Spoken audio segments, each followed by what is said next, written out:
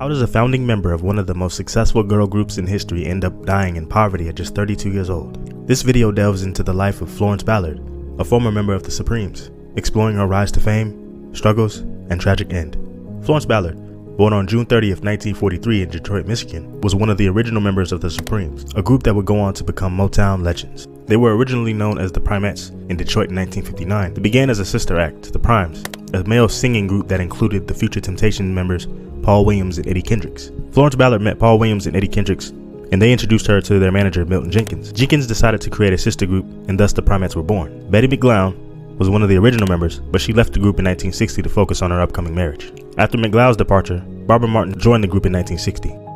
With Martin in the lineup, the Primettes signed with Motown Records in 1961 under the condition that they change their name to the Supremes. They faced several challenges in their early years.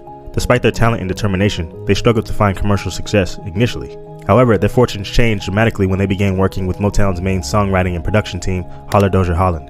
Holland Dozier Holland consisted of Brian Holland, Lamont Dozier, and Eddie Holland, and they played a pivotal role in shaping the Supremes' sound and image. This collaboration began in the early 1960s and proved to be a game changer for the group.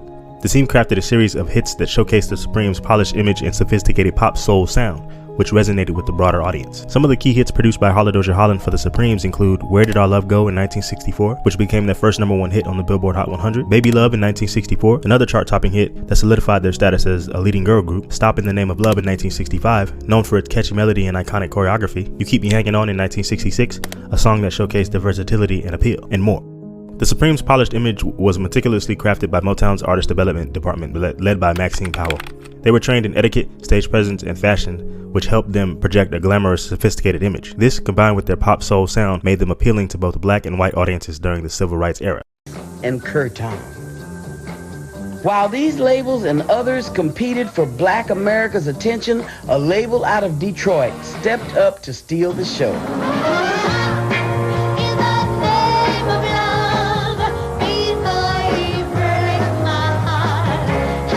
Motown reshaped R&B for mainstream America.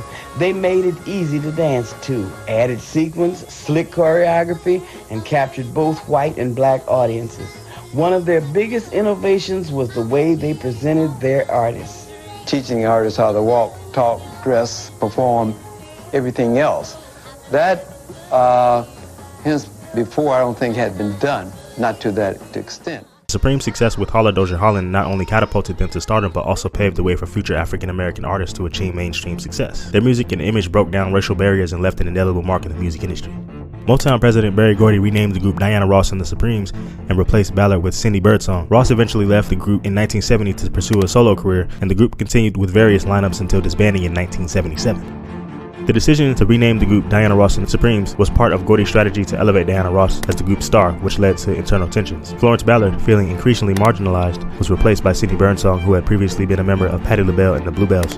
When Diana Ross left to pursue a solo career, it proved to be highly successful. Her debut solo album included hits like Ain't No Mountain High Enough and Reach Out and Touch Somebody's Hand. Following her departure, Jean Terrell replaced Ross, and the group reverted to the name to the Supremes. The Supremes continued to perform and record with various lineups throughout the 1970s. Notable members during this period include Jean Terrell, who replaced Diana Ross in 1970, Linda Lawrence, who joined in 1972, Sherry Payne, who joined in 1973, and Susie Green, who joined in 1976. The Supremes' legacy as one of the most successful and influential girl groups in music history remains intact to this day. Ballard expressed dissatisfaction with the group's direction and blamed Motown Records for destroying the group's dynamic by making Diana Ross the star. She felt that the management's decision to focus on Ross led to her being overshadowed and marginalized within the group. And these feelings were evident in various instances. For example, during her final session with the Supremes, her vocals were overdubbed with those of the Andantes, further sidelining her contribution. Additionally, at Ballard's funeral, Diana Ross's dramatic entrance was seen by some as an attempt to upstage the event, reflecting the ongoing tensions between the two. Florence Ballard's final recording session with the Supremes was for the song In and Out of Love, written by the renowned Holland Dozier Holland team. The session took place in June 1967 and was a poignant farewell for Ballard, ironically. During this session, Diana Ross recorded her lead vocals on June 12th, while Ballard and Mary Wilson added their vocals the following day. However, in a move that further sidelined Ballard, her vocals along with Wilson's were overdubbed with those of the Andantes, a session group frequently used by Motown. This decision underscored the growing tensions within the group and the management's focus on promoting Ross as the star. Florence Ballard's funeral on February 27, 1976 was a somber event attended by family, friends, and former colleagues. However, Diana Ross's dramatic entrance at the funeral became a point of contention and controversy. According to eyewitness accounts, Ross arrived at the church, flanked by 2 burly male bodyguards. She quickly made her way down the center aisle, letting out a sobbing scream and appearing to swoon as if she were about to collapse. The bodyguards then swept her up by the arms and whisked her to the front of the church.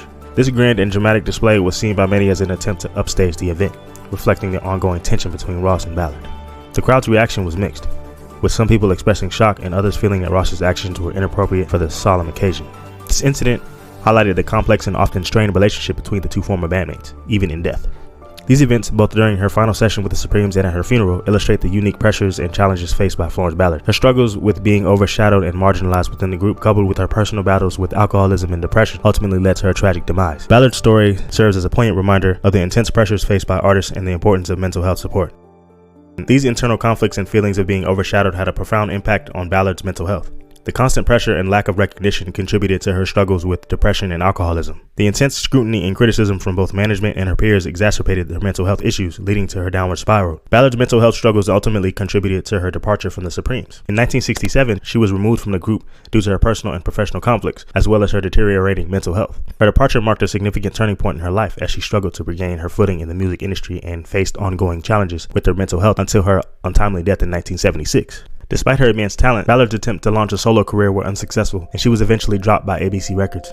She married Thomas Chapman in 1968 and had 3 children. Her battles with mental health and substance abuse continued. The pressures of her past and the lack of support from the music industry exacerbated her struggles, leading to periods of poverty and despair. Despite her success with the Supremes, she faced significant financial difficulties after leaving the group. Her struggles made it difficult for her to maintain steady employment, and she often found herself in dire financial straits. Ballard's financial woes were compounded by her legal battles with Motown and various lawyers she hired to represent her. These financial struggles left her unable to provide for her family and contributed to her overall sense of despair. Tragically, on February 22, 1976, Florence Ballard died of coronary thrombosis, a blood clot in one of her coronary arteries, at the age of 32. Ballard's story is a poignant reminder of the intense pressures faced by artists and the importance of mental health support. Her contributions to the Supremes and the music industry remain a significant part of her legacy. How many more stories like Florence Ballard's are hidden behind the glitz and glamour of the music industry? Don't forget to like, comment, and subscribe.